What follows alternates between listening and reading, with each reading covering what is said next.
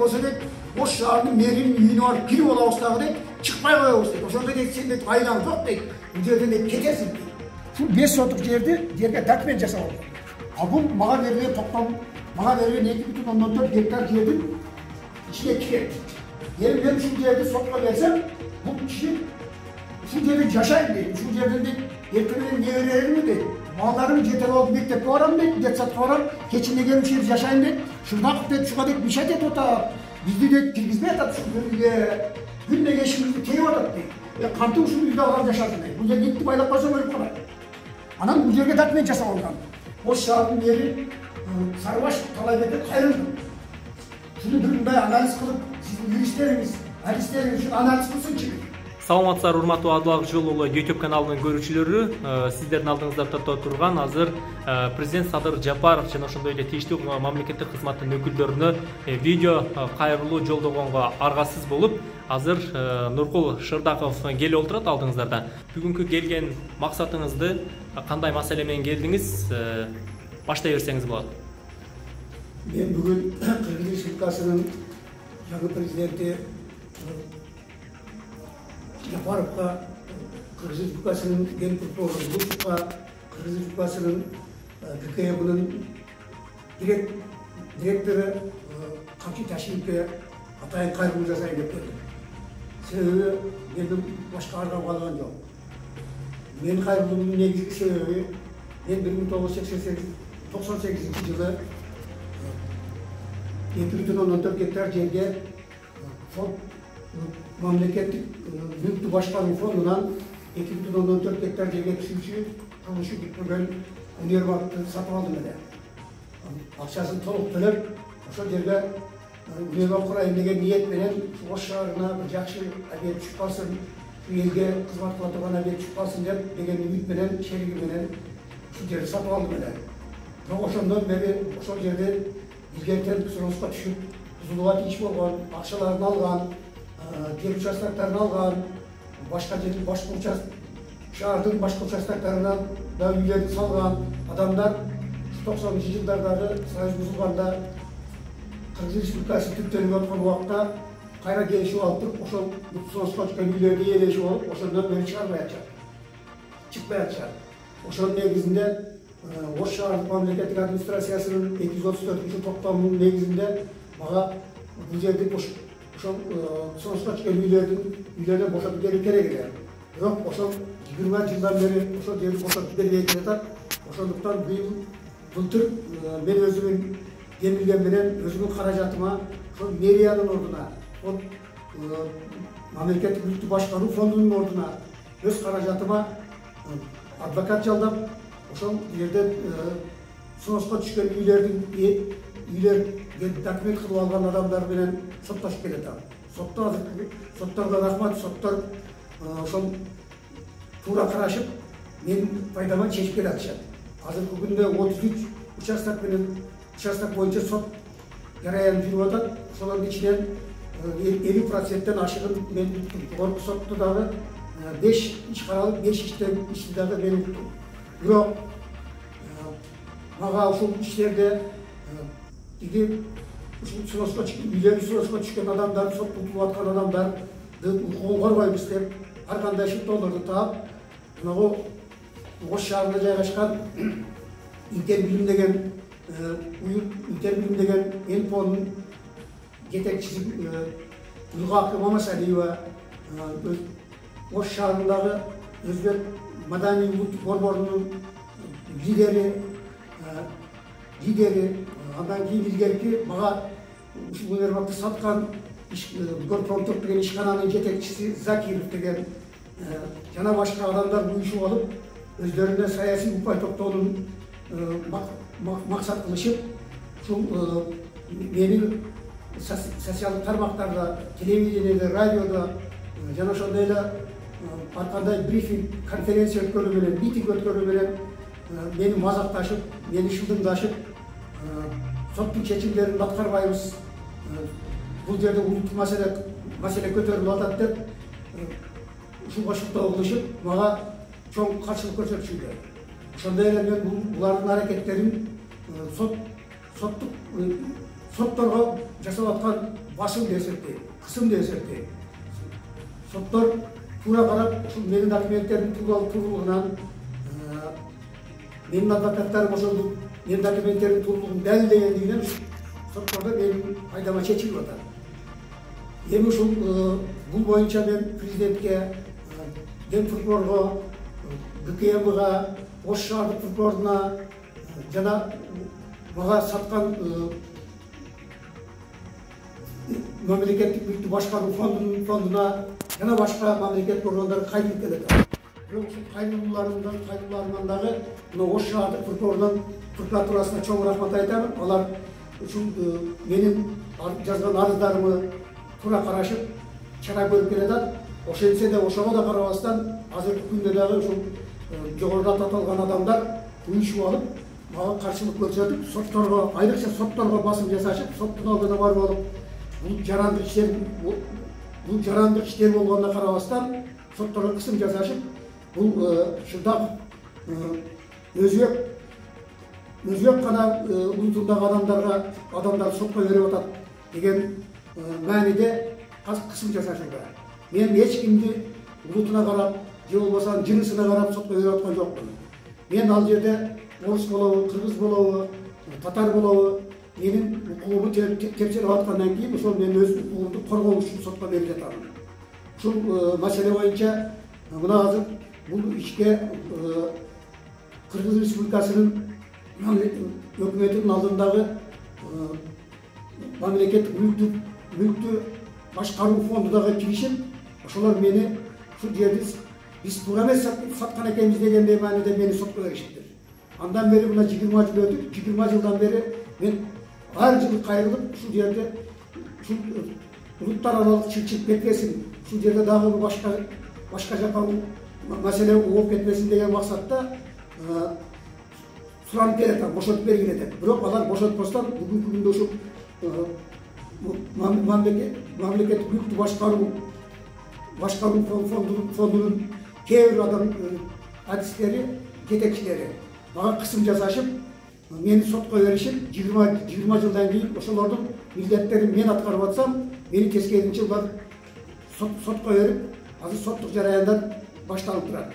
Ал жерде анын дагы айтып кете турган нерсем, ушул мамлекеттик мүлктү башкаруу фонду мени сотко берген арызына мени текшерип кеткен комиссиянын актын 4 барактан турган актын тиркебестен өздөрүнчө мага көрсөтпөштөн түзүлгөн 2 барактуу акты тиркешип, мени сотко беришиптир. Бүгүн мен сот жараянына катышып, ошол жерде эмне үчүн мага берилген акты тиркебестен өзгөчө мени бекитип жасалган акты тиркеген сиңер деп суроо бердим.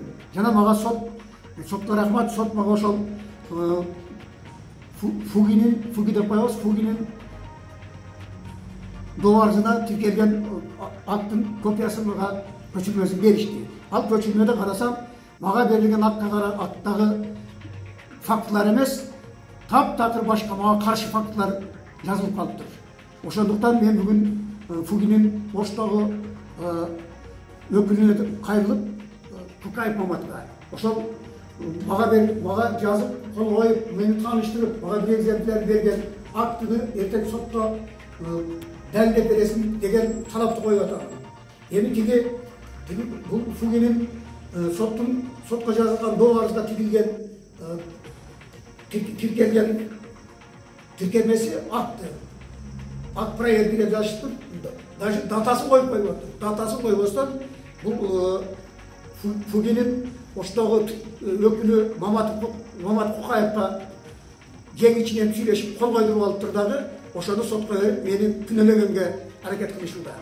Мен бул ишти акырына чыгарамын, жана мен далилдеймин. Бул туура эмес, менден жашырылып, мага көрсөтпөстөн жасалган акт деп эсептеймин. Жана ал жерде мага каршы туура эмес фактылар келтирилген.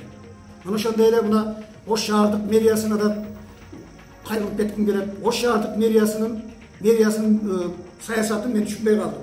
Себеби мен 1998 жылдан бери мага бөлүнүп берилген 2,14 гектар жерге құрылысты құра албай жатқанын көріп тұрып, алар өздері шығарып берген 1999 жылы 27 апрелде шыққан 234 топтамдың 2 пунктында осы шаһардық мэриясы ошол жерді мага бошотуп берүү жөнүндө өздеринен милдеттенме алып, ошол милдеттенмени аткарбай, ал милдеттенмени мен өзүмдүн каражатыма өзүм адвокат жалдап, ушул 1,5 жылдан бери соттошуп келатсам, ошол жерди утуп эми ал жерди бошотуп, ал жерге ошол проект боюнча, долбоор боюнча универмаг курайын, ушул Ош элине Кыргызстанга бир жакшы бир объект түшүп калсын деген максатта, ошол жердин көрктүү бир объект түшүп калсын деген максатта аракет кылып жатсам, Ош шаардык мэриясынын юристи Кулов Рысбек деген адам ушул ишке аралашып, сиз эмне үчүн буларды сотко берип атасыз? Сиздин кандай укугуңуз бар сотко бергенге? Сиз аларды сотко берип, бизге мына СМБдан звонок этип, эмне үчүн силер карабайсыңар деп изилчип атат деп, ошонун бетин алып, мени менен катуу урушканга да барды. Жана дагы бир сөз айтып атат, ушул жерди дейт, мэрияга дейт өткөрүп берип койсоңуз дейт, сизге дейт биз шаардын чекесинен ушунча жер аянтын берейбиз, сиз ошол жака көчүп кетиң дагы дейт, бул жерди дейт мэрияга берсеңиз дейт. Себеби дейт, ошол жерде жашап сизден утулуп, соттук жараяндарда утулуп аткан адамдар, эгерде бул жерди шыдап бере турган болсоңор, сот утса дагы биз чыкпайбыз, соттун чечимдерин аткарбайбыз, анан ал жерде жатып алабыз, улуттук маселени көтөрөбүз. Ошондуктан шыдапка бербестен мэрия өзүңөр алгыла. Эгер силер мэрия өзүңөр алсаңар, мэриянын карамагын өтө турган болсо ошол жер, анда биз ошол жерди силерге жөнүндө бошотуп беребиз. Ашырдапты бул жерге киргизбегиле деп ел суранып атат, биз элдин талабын аткарышыбыз керек деп мага ушундай деп менен меселе сүйлөшкөн убакта жумуш күнүндө жумуш убагында өзүнүн кабинетинде мен аны менен тааныш болбосом илгери биринчи көрүп турсам дагы ушундай сөздөрдү айтып мени кысым калып атат. Анан мен айттым, бул силердин айткандарыңар туура эмес. Силер мыйзамга каршы иштеп атасыңар десем, бул менин жеке оюм, бул мэриянын ою эмес деп кайра өзүнүн сөзүнөн айтып, эми дейт биз ошол арыздануучуларга, соттун утулуп аткан арыздануучуларга туура түшүндүрүп беребиз. Сиз капа болбоңуз деп кайра өзүнүн сөзүн оңдоп атат. Бирок булардын оюнда мен түшүндүм, булардын ою ошол жерге кыпчылык. Ошо мен соттон утуп чыксам, аны алар тиги элдерди үгүттөп, аларга алар менен жегичинен сүйлөшүп, силер шырдакка бошотуп бербегиле дагы, мэрияга бошотуп берсеңер, мэрия ошол жерге муниципалдык базар салат экен деген шутоо менен ошол жерге ээлик кылып алганга булардын аракети бар экен деп ойлоп калдым мен. Азыр табайлы сардаштарбы? Ошолордун азыр ушундай жаман ою бар экенин мен сездим. Жана мен Рысбек Куловго бетине айттым. Урматтуу Рысбек Кулов дедим. Сиз дедим, ушул мэриянын юристи катары дедим, туура эмес мамиле кылып атасыз дедим. Тескерисинче сиз дедим мага жардам беришиңиз керек эле. Мунагу соттук жараяндарга катышып аткан сиздердин юристтериңер дедим, мага каршы чыгып, өзүңөр чыгарган 234 токтомду дедим, жараксыз деп таап бериңиз деп. Ал сот дедим, частное определение келтирип атат аларга, силер туура эмес чыгып атасыңар деп сот айтып атат. Булардын ойлору болсо, өздөрүнчө ойлонгон ойлору боюнча, бул жерди мен соттон утуп алсам дагы, ошол ал жерге универмаг курбастан, тиги арыздануучулар, соттун утуп аткан арыздануучулар ушундай каршылык көрсөтүп атат деген шылтоо менен өздөрүнүн алып алгысы келип атат деп ойлоп атат. Канча сотик жер эле? Өзүм мен сатып алганда менин шеригим бар. Османов Расулбек Абдуллаевич экөөбүз сатып алганбыз 2,4 гектар жерге ички сода аянты 6,5 миң квадрат метр, 65 соток. Бул 3 этаждуу зданиянын ички сода аянты деп эсептелет. Ошондой универмаг курушубуз керек эле. Ошону 2000 жылдан бери кура албай келатабыз да. Канчадан талаштат азыр? Эми бул жерде 23 үй бузулбай турат. Бирок алар акчаларын алган, жер участоктарын алган, ал жерден көчүп кетиш керек. Анткени булардын эч кандай укугу жок деп бизге документ берген. Ошол документ аркылуу сотторго кайрылып атабыз, утуп атабыз. A bирок булар мага 1999 жылы 27 апрелде 234 токтом менен ошол жер 2,14 гектар жер берилгенди карабастан булар 2000 жылдан баштап соттун чечимдери менен мэриянын мурдагы экс мэрлердин токтомдору менен анан бири-бирине сатып алуу жана бири-бирине белекке берүү деген документтерди жер ичинен жасашып, мыйзамсыз документтерди коррупциялык жол менен ушундай документтерди жасашыптыр дагы ошолор менен ээлик кылып, ошолорду мен сотко берип, ошол сотторго мен чоң рахмат айтамын. Себеби соттор мыйзамдуу мамиле жасашып атат. Азыр алдыңызда дагы документтер туурасында айтып койсоңуз, кандай кагаз? Мына ушул мен алдымда турган документтердин баардыгы ошо 1998 жылы мен ушул конкурста газетага чыккан жардамы боюнча конкурска катышып, конкурста ошол курулушу бүтпөгөн ички соода аянты 6,5 миң квадрат метр бирок 2,14 гектар жерге курула турган универмагды сатып алган эле. Ошол мына алдымдагы документтер ошол менин укугуму далилдей турган документтер. Ошолордун баардыгын азыр мен сотко 2 адвокат менен далилдеп келатамын. Бирок ошо мен далилдегениме карабастан булар ар жактан ар кандай ишке киришип, менден эптеп ошол жерди алуу үчүн аракет болуп атат деп ойлонуп калдым мен. Сиздин акыркы кайрылууңуз? Менин акыркы кайрылуум урматтуу үмүтүңүз неде? Урматтуу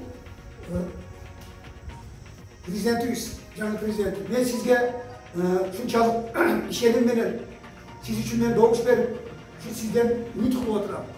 Ушул менин соттук жараяндарыма башка мамлекеттик органдар жана мына ЕНПО, Интербилим деген уюмдар жана Оштогу Өзбек Маданий улуттук борбордун жетекчилери киришпесин. Ошолордун бир нерсесин тыйып койсоңуз, ошолордун амбицияларын тыйып койсоңуз, анткени булардын амбициясын мен сезгендей булар ошол жердеги арыздануу дагы мыйзамсыз деп эсептеймин. Ошол арыздануучуларды пайдаланып, ошону шылтоогу, ошол жерге өздөрү ээлик кылып алайын деген аракеттер бар экенин мен жөн тери менен сезип турам. Ошондуктан мен президенттен, урматтуу президентибизден, урматтуу ген прокурордон Камчыбек Кыдыршаевич, Ташиевден жана башка мамлекеттик органдардан, Ош шаарынын прокурорунан, Ош шаарынын УУДунун начальнигинен жана башка мамлекеттик органдардан ушул мага мыйзамдуу жардам берип, ушулардын бир нерсенин амбицияларын тыйып койсоңуз деп өтө суранып кетет элем. Анткени менин документтерим бардыгы так, мен мыйзамдан чыккан жокмун, мен соттошуп аткан, мен жалгыз соттошуп атам, менин артымда эч кандай адам жок, мен бирөөлөрдү пайдаланып аткан жокмун, кыргыз, өзбек же башка улуттук маселени көтөргөн жокмун, андай менин оозуман чыккан жок. Себеби мен эч кимди сен улутуна, жынысына карап сотко берип аткан жокмун. Мен ошол жерге мыйзамсыз ээлеп алган адамдарды сотко берип, соттоңтуп атам. Дагы бир жолу кайрылып, ушул мамлекеттик органдар, тийиштүү мамлекеттик органдар ошол мен жогоруда аталган адамдарга мыйзам чегинде чара көрүп беришин суранып кетем. Анткени мен президенттин атына, ген прокурордун атына, биздин шаардык прокурордун атына, УУДдун атына жана башка органдарга жазуу жүзүндө кайрылуу жасагам. Азыр мага звонок кылып атышат, сиздин арызыңыз түштү, биз азыр ушул тергөө иштерин баштап атабыз деп атат. Ушул тергөө иштеринин жүрүшүндө мага бир мыйзам чегинде ушуларга чара көрүп берсеңиз деп суранып кетем. Мен сот жараяндарына талашып жаткан жерде азыркы күндө 23 үй болуш керек эле, бирок булар ар кандай жолдор менен коррупциялык схема менен бул үйлөрдү жер участоктарын майдалашып 33 үй кылат. Эми кээ бир участоктор 60 квадрат метр, 80 квадрат метр, 100 квадрат метр, 88 квадрат метр кылып алгандагы ушул үйдө биз жашай атабыз дейт. Бирок булардын 90% жашабайт. Анткени булардын ар биринин үйү бар. Булар үйлөрдү салган, акчаны алган деп атпайм да. Адам бул жерден көчүп кетиш керек эле. Ага карабастан булар баягы Союз ыдыраған уақытта, Қырғыз Республикасы emi түптеліп отқан уақыттағы моментте пайдаланышады да, бұл жерге келіп алып тұрып, бұл жердің почти барлығы коммерция түйінге айландырып алған. Мысалы үшін кафе, столовая, мейманхана, душ, процедурный кабинет, общежитие, арава қоюшы жай, анан кейін склад, мандарин, сандарин, шундай банан қоя тұрған складтар қылып, анан екі этажды кафелерді салуға бұлар. Анан барып айтсам, бұл жерде біз жашап атабыз дейді. Жашап бұл жерден невремізді дейді, күнде дейді детсадқа барып атабыз дейді. Сөйтіп арзан ішіп атады да. Ал дейді, аны эми біздің мемлекеттік органдар, Бишкектегі көрмеген адамдар ойлап атады, шындап өлечі. Бұл шырдақ деген неме? Бұл қандай бұл? Адамдарды көшеге шығарып қойып тұр. Мысалы үшін сіздерге бір нәрсе айтып қояйын. Мынағы Мünter Bilim деген Елпонның жетекшісі Гүлқақы Мамасалиева деген аял. Мен барып түсіндіріп берсем дағы, түсіндіріп беріскеннен кейін дағы қиқырып атады да. Шырдақ дейді, 167 адамды дейді, көшеге шығарып дейді, қуып шықты дейді. 44 үйді дейді, рейдерлік жолменен басып алды дейді. Мен рейдер болып кеткенмін. Анан мені шында оскорбление қылды. Бұл мошенник дейді, бұл аферист дейді, бұл дейді махинатор дейді. Шындай жолдар менен дейді, мемлекетке дейді, пара беріп дейді, соттарға пара беріп дейді, тұтады дейді. Мемлекеттік мүліктідағы дейді, бұл тура емес алған дейді. Бұл кішіге дейді, 214 гектар жер сатылған емес дейді. Бұл дейді, өзі дейді, қандай дейді, жаңағыдай коррупциялық жол менен дейді, şu жерді иелеп алған деп, ашықтан ашық қиқырып отады. Маған қиқырып отады. Ей, Шырдақов, я тебе покажу дегенге шейін барып отады. Ей, Шырдақов дейді, соттан ұтып алсаң дағы дейді, ал жерді дейді, сен ала албайсың дейді. Саған бермейміз дейді. Біз осы жерде жатып аламыз дейді. Керек болса дейді, осы шағырдың мерінің үйіне барып кіріп аламыз дағы дейді, шықпай қоямыз дейді. Осында дейді, сен дейді, айлаң жоқ дейді, бұл жерден дейді, кетесің дейді. Осыға шейін барып отады. Мен барып, Александр деген баласы бар екен, өзі жоқ екен, Мамасалиева түсіндіріп келдім.